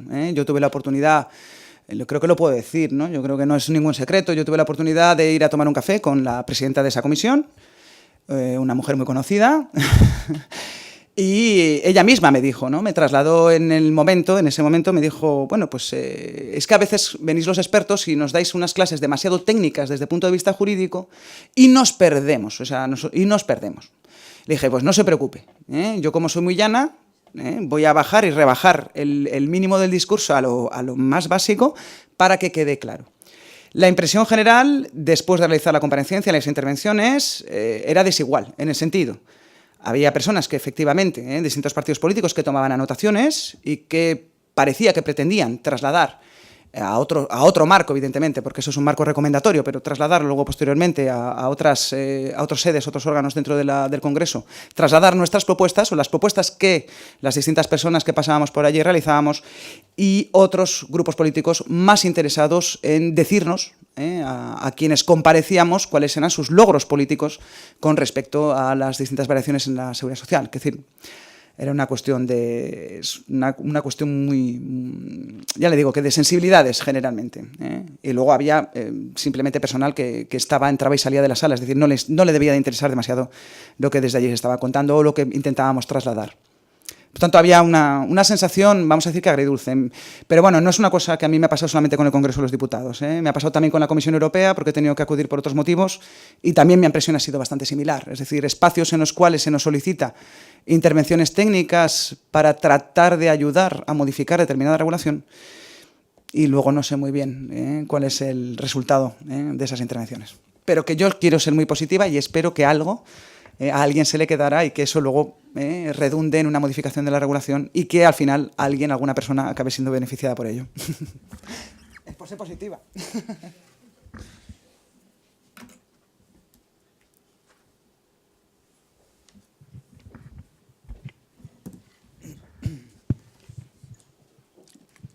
Yo voy a preguntar a ver si en esos marcos las expertas son generalmente o mayoritariamente o únicamente mujeres las que abordáis este tipo de reformas. A ver cuál es la voz de los hombres expertos o las sensibilidades en esos temas. Porque sospecho que tal vez serían más escuchados si levantaran sus voces. Bueno, yo en este caso puedo hablar de la decir que con el contenido de lo que acabo de decir no tiene mucho que ver, pero no importa. En cuanto a la comisión del Pacto de Toledo en relación con la brecha de género, fundamentalmente acudimos mujeres, todas mujeres. Es decir, los distintos partidos políticos convocaron a mujeres como expertas para el tratamiento de estas cuestiones. Evidentemente no solo había juristas del trabajo, como es mi caso, sino que había sociólogas, es decir, había expertas desde otras perspectivas o desde otras disciplinas. Desde el punto de vista de las juristas, que son de las que yo fundamentalmente puedo hablar porque son compañeras mías, la verdad es que no hay ninguna duda de su profesionalidad y además de la especialización que tienen en la materia. Es decir, que desde esa perspectiva yo, en fin, no tengo ninguna duda. Sí que es cierto que probablemente en otros marcos, dentro de la Comisión del Pacto de Toledo también, a efectos del marco general en materia de seguridad social, es posible que efectivamente puedan llamar a expertos varones para el tratamiento de determinadas cuestiones. Pero en este caso concreto fuimos convocadas fundamentalmente mujeres, desde la expresidenta del Tribunal Constitucional, María Emilia Casas Bamonde, compañera Amparo Ballester Pastor, que es especialista en temas de género, yo misma, que no lo soy, y alguna otra persona por ahí Lourdes López Cumbre, catedrática de Cantabria, también especialista en materia de seguridad social. Quiero decir, que las personas a las que habían llamado, exceptuándome a mí misma, eran personas, con una solvencia muy avalada. Yo eso lo puedo confesar. No estoy cuestionando la solvencia, sí.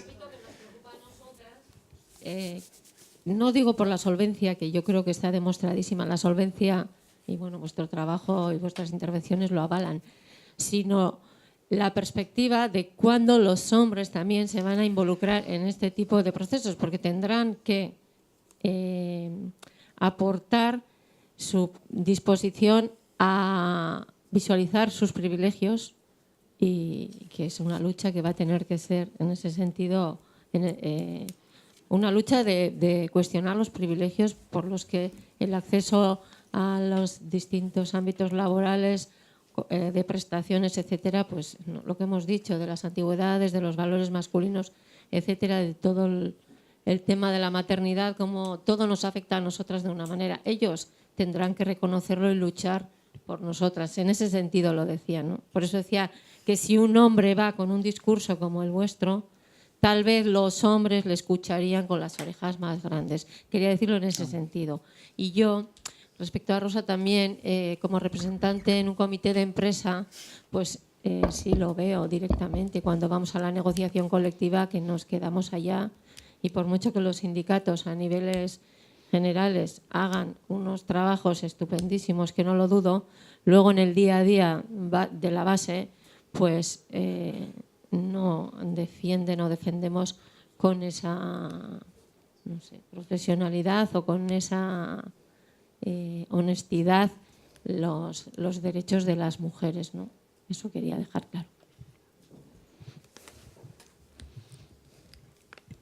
Debo contestar, es decir, estoy relativamente de acuerdo. Quiero decir que en los procesos de participación, cuando yo participo en ese tipo de foros y nos llaman, normalmente solemos tener discusiones de tipo técnico, es decir, suelen ser muy aburridas para el común de los mortales.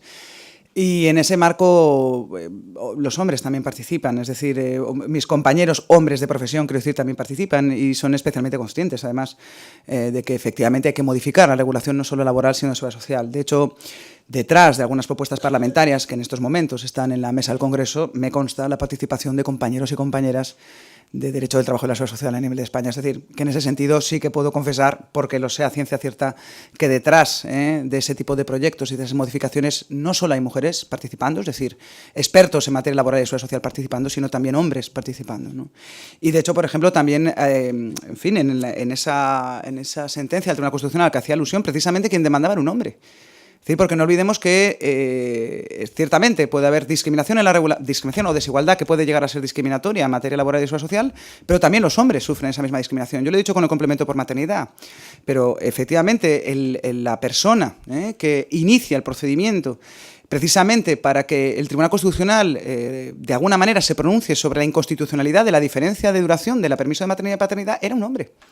Era un hombre que, en fin, no había disfrutado de las 16 semanas como su compañera de maternidad y quería disfrutar de una equiparación similar precisamente para el cuidado del menor que había nacido, etcétera, o que había nacido, que habían adoptado. Es decir, creo que había nacido.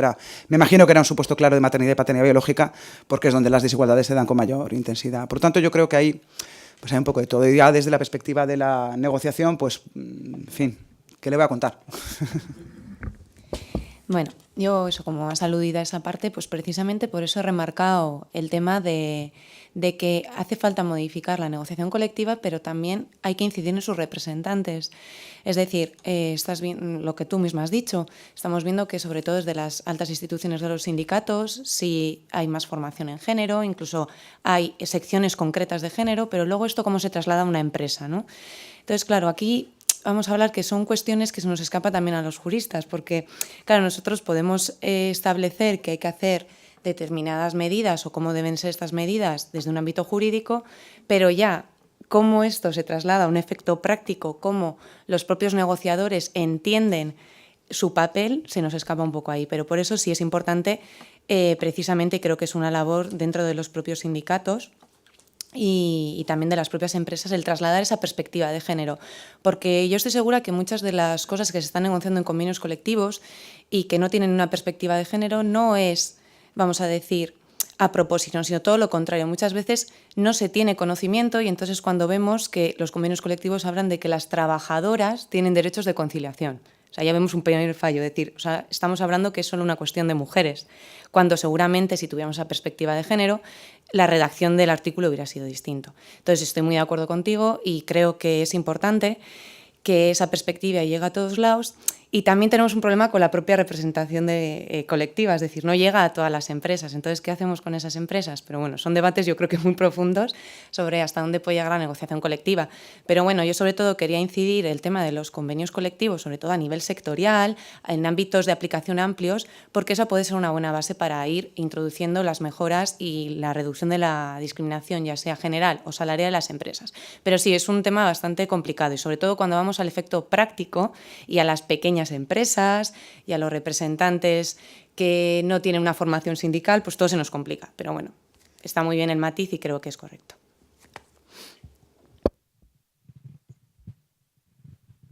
Kaixo, egunon mila esker, ez dakit dabilen bai. Mila esker zuen lanegatik eta, bueno, gurekin egoteagatik eta mila esker. Galdera bat daukat eta, bueno, espainolez egingo dut. Kontua? Lasai, bueno, baina hobeto adierazten dut nire burue españoles, orduan nahiago dut españoles egitea. Da, habéis comentado sobre los complementos, lo que estáis hablando ahora mismo, has comentado que actualmente son los valores masculinos los que se están primando, ¿no? Has comentado la antigüedad, con todo lo que refiere, la estabilidad en el trabajo, has comentado la productividad y la peligrosidad. ¿Cuáles consideréis vosotras que serían, yo creo que no están bien llamados valores femeninos, que deberían de primarse o que deberíamos introducir dentro de esos complementos? Y luego también has hablado de complementos extrasalariales, me parece. Entonces, ¿nos podías, por favor, explicar a qué te referías con eso? Vale. Es que ricasco. Vale, pues a ver, respecto a tu primera pregunta, respecto a complementos que podrían incluir valores, entre comillas, femeninos. He remarcado de femenino y lo dejo muy claro durante el PowerPoint precisamente porque creo que no existen unos valores femeninos y unos valores masculinos, ¿no? Entonces, más que igual introducir conceptos femeninos, vamos a decir que este tipo de complementos, que lo que os decía, que esa es la peligrosidad de la discriminación indirecta, es que en teoría son factores neutros que acaban siendo discriminatorios. Es decir, lo vemos en el caso que os he traído de las Kellys en el hotel de Tenerife. La productividad se puede medir de muchas maneras, es decir, tenemos distintos valores que muchas veces se establecen o por la empresa o mediante convenios colectivos y se establecen una serie de características que entran para decir tú eres productivo, tú no eres productivo.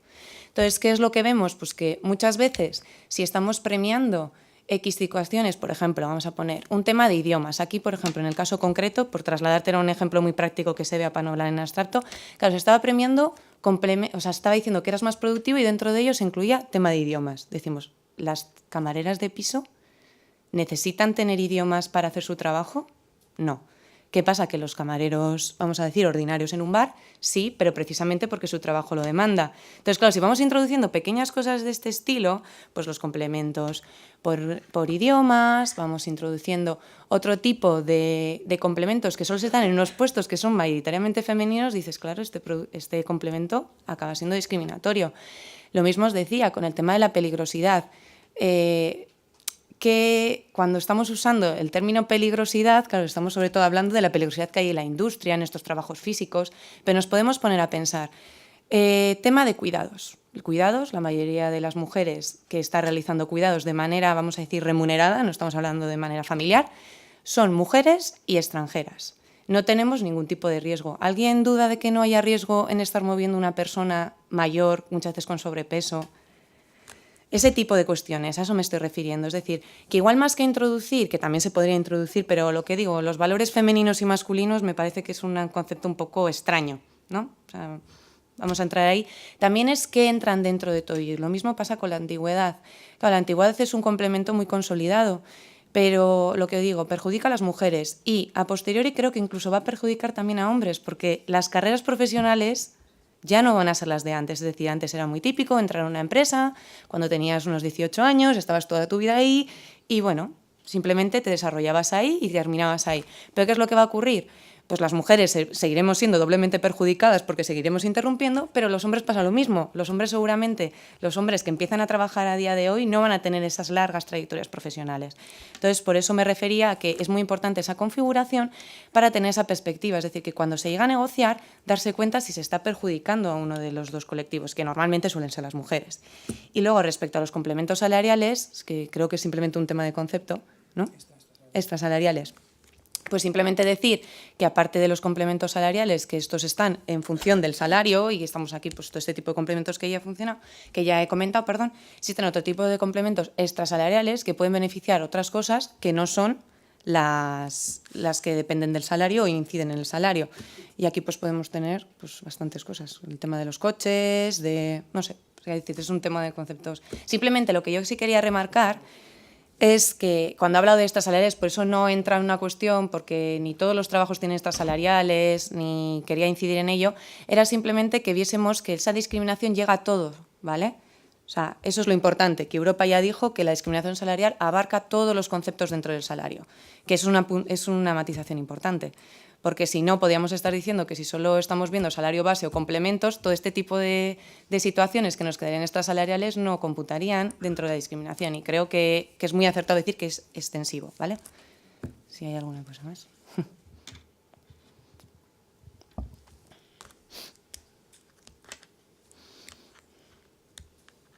La viudedad, ¿no?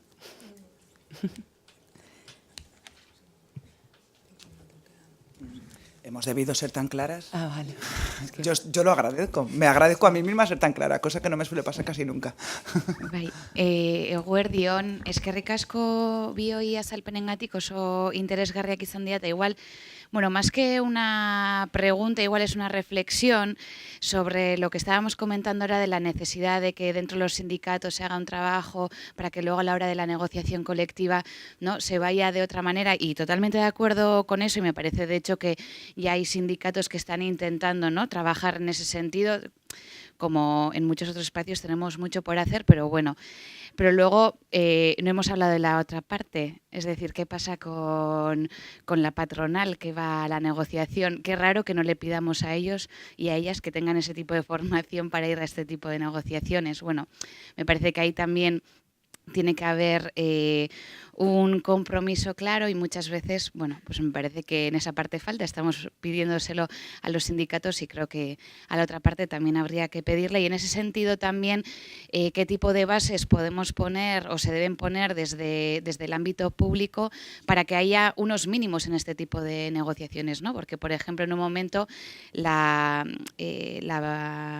diferencia salarial es ilegal por el mismo trabajo, pero luego, bueno, se utilizan diferentes triquiñuelas para poder, bueno, como bien lo habéis explicado, ¿no? Pero luego, por ejemplo, pues me vienen a la mente programas que se han implementado, por ejemplo, en unos países nórdicos donde se pide un certificado a las empresas para poder hacer negocios, o bueno, que hay otro tipo de propuestas igual. En Alemania también se han llevado leyes de claridad, etcétera. Bueno, no sé si nos podríais dar también un par de ideas sobre cómo veis lo que se ha hecho en ese nivel, más a la hora de pedir o poner una base a la patronal o a las empresas. Es que ricasco. Bueno, voy a intentar responderte a todas las cuestiones. Voy a dejar de lado lo de la comparación con los países nórdicos, porque, claro, compararnos con un país nórdico en materia laboral y de seguridad social es siempre muy peligroso. No nos parecemos en nada o en casi nada. Y, por lo tanto, bueno, yo desde esa perspectiva siempre es verdad que se ponen de ejemplos, ¿no? Pues a mí me gustaría, como ocurre en Suecia, ¿no?, que yo qué sé, que, por ejemplo, los dos miembros de la pareja pueden transferir parte de la cotización al otro miembro de la pareja, ya, pero es que eso es Suecia, ¿eh? En fin, no es España, ¿eh? Por lo tanto, desde esa perspectiva, eso hay que tenerlo siempre presente para trasladar determinadas cuestiones al ámbito de la regulación interna. Por lo que respecta a las obligaciones que tienen los negociadores, no solo lo digo los sindicatos, también evidentemente la patronal. Es decir, ni uno de los dos sujetos de la negociación están exentos de la aplicación de la normativa, de toda la normativa, partiendo incluido en la constitucional. Es decir, desde esa perspectiva, por lo tanto, cuando se negocia, tiene que negociarse respetando los parámetros de igualdad establecidos en la Constitución y, por supuesto, establecidos en la normativa laboral interna. De modo y manera que cuando ello no se hace así, o cuando por las razones o circunstancias diversas que en el transcurso de las negociaciones puedan reflejarse no se hace así, pues debe de haber un cierto control por parte de la Administración, incluso también a la hora de registrar y publicar incluso el propio convenio colectivo. Es decir, que a veces incluso en el momento del registro de publicación pues no se hace el control efectivo, que por otra parte sí que debe existir para el convenio colectivo estatutario, y a veces no se produce. Por otra parte, sí que hay propuestas normativas, y voy a dar mi opinión, las ha anunciado también Rosa, le voy a pisar ahora a Rosa, no sé por qué, la verdad, luego ya me pegará en la oreja. Hay las reformas proyectadas sobre el Estatuto de los Trabajadores en materia de negociación, o incluso de presunción de la existencia de una discriminación, me parecen positivas. Es decir, son positivas con carácter general. Es decir, ahora que se incorpore, o se intenta incorporar el artículo 85 del Estatuto como contenido mínimo de la negociación, precisamente no solamente en materia salarial, sino evidentemente más ampliamente cualquier otro aspecto, pero siempre bajo el prisma de género, bajo el prisma de la no discriminación por razón de sexo, fundamentalmente suelen ser más de carácter indirecto, me parece positivo. El problema es que la legislación llega hasta donde llega. Y el ámbito negociador es muy particular. Y no es lo mismo negociar en determinados ámbitos que negociar en ámbito nacional, que no es lo mismo negociar con una determinada patronal, ni tampoco con determinados representantes de los trabajadores, sean sindicales o no. Es decir, que desde esa perspectiva la complejidad que tiene el proceso negociador es muy elevado como para que desde la legislación se pueda realizar algún tipo, o desde la propia administración, se pueda, en fin, de alguna manera intervenir en esos procesos. Yo sí soy partidaria, como ha dicho Rosa, que efectivamente la negociación en los ámbitos más elevados se incorpore directamente y que eso luego acabe influyendo en los ámbitos de negociación inferiores. Probablemente donde más nivel de formación tienen tanto la representación de los trabajadores como la propia patronal, que también puede estar, y de hecho puede perfectamente estar muy interesada precisamente en establecer este tipo de parámetros, se realice desde arriba para que intenten influir precisamente en aquellos ámbitos inferiores. Yo, desde esa perspectiva, creo que la formación de los negociadores es una formación necesaria, pero bueno, tan necesaria como la formación para cualquier ciudadano y ciudadana. Quiero decir que a veces nos olvidamos que los propios negociadores no son sino ciudadanos y ciudadanas que no han recibido formación y que muchas veces quienes negocian tampoco conocen siquiera qué van a negociar más allá de los aspectos tradicionales de la propia negociación colectiva, porque ya no solamente hablamos de una discriminación salarial, ¿no? O de carácter indirecto, porque en los complementos tal se establezca esto o lo otro. Si es que hay algunas cuestiones que el propio estatuto traslada al convenio colectivo para su regulación, y si uno analiza los convenios colectivos que se van adoptando, pues casualidad, pues no aparece reflejado, ¿no?, el ejercicio de determinados derechos que directamente el legislador traslada a la negociación. Con lo cual, yo creo que es un problema amplio, complejo, en fin, en ese sentido coincido que no es precisamente fácil.